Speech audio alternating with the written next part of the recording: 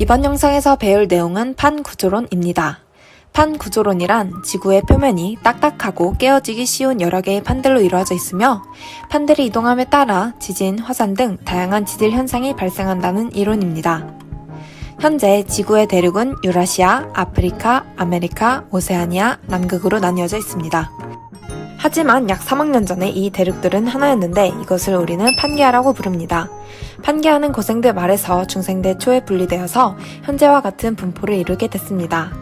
오늘날 이 이론을 대륙이동설이라고 부릅니다. 알프레드 베게너가 주장한 이론입니다. 그렇다면 대륙이동판 퍼즐을 갖고 대륙이동설을 더 자세하게 배워볼까요? 먼저 준비물은 OHP 필름, 대륙지도 도안, 대륙이동 그림, 판게아 대륙판, 컬러 유성펜, 가위입니다. 순서 첫 번째로 대륙지도 도안 위에 OHP 필름을 대고 대륙 모양을 따라 그려줍니다. 이때 대륙의 색깔을 각기 다르게 색칠해주세요.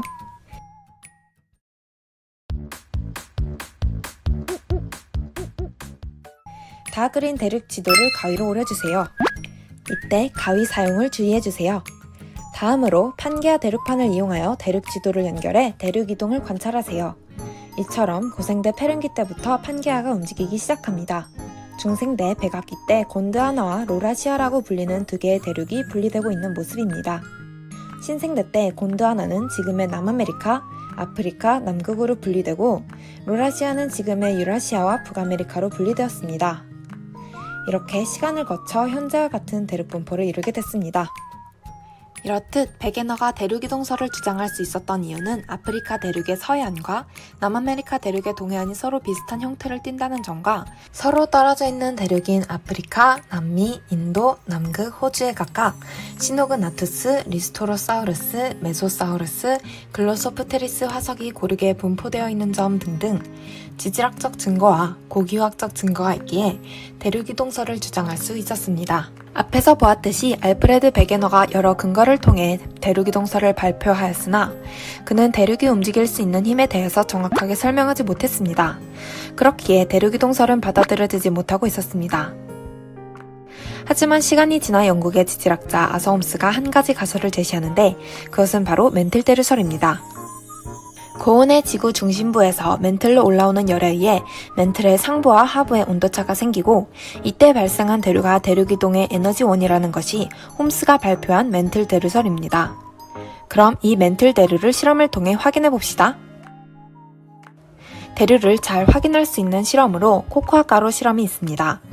이 실험의 준비물로는 가스레인지, 냄비, 물, 코코아 가루가 필요합니다. 이때 불 사용에 주의해주세요. 순서 첫 번째로 코코아 가루를 물 위에 띄웁니다.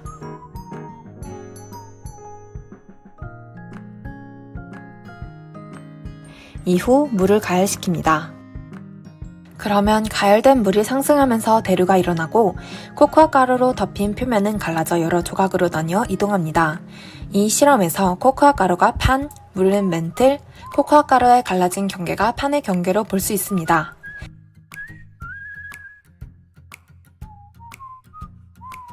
앞 영상에서 보았듯이 대류란 기체나 액체에서 물질이 이동함으로써 열이 전달되는 현상을 말합니다. 지구에서도 이런 대류 현상으로 멘틀이 움직이고 대륙이 이동할 수 있었던 것입니다. 여기서 잠깐 영상을 멈춰서 여름에 에어컨을 천장에 설치하는 이유와 난로를 바닥에 설치하는 이유에 대해서 생각해 보도록 할까요? 판구조론이 확립되기 마지막 단계인 해저 확장설에 대해서 설명하도록 하겠습니다. 로버트 디치와 해리 헤스가 주장한 해저 확장설이란 쉽게 말해 바다의 땅이 움직인다는 뜻입니다. 우리 지구 표면은 여러 판이라고 하는 것으로 이루어져 있는데 이러한 판은 영원히 한 곳에 머물지 않고 계속 만들어지고 사라집니다. 여기서 마그마가 상승되어 높게 솟은 해령이라는 곳을 중심으로 새로운 판이 만들어지고 기존에 있던 판들은 밀려나면서 해구라는 곳에서 판들이 사라지는 것을 해저 확장설이라고 합니다. 우리의 이러한 해저 확장설은 훗날 판 구조론의 중요한 증거가 되면서 그동안 지구가 어떻게 움직였는지를 알게 해준 것에 의의가 있습니다.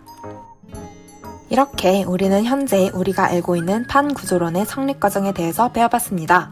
다소 어려운 내용도 있었지만 실험을 통해서 재밌게 배웠길 바라요.